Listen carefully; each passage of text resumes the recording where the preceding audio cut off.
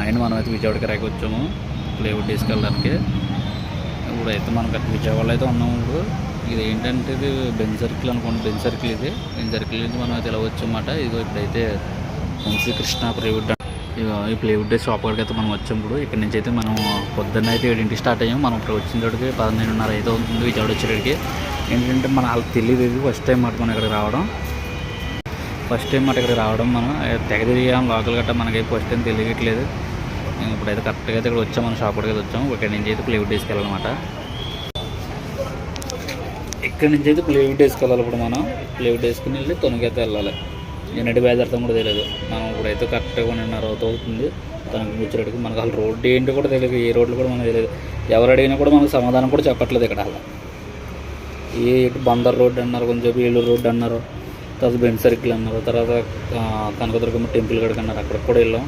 అది ఎవరు సమాధానం చెప్పట్లేదు. ఏదైనా వెస్టర్న్ వీస్టే బెటర్. ఇంకా సమాధానంగా చెప్తారు. ఇంకా ఇక్కడ సమాధానం కూడా చెప్పట్లేదు. అలాగే మన వీడియో నచ్చినట్టయితే లైక్ షేర్ సబ్స్క్రైబ్ చేసుకుని నెక్స్ట్ వీడియోలో మళ్ళీ కలుద్దాం.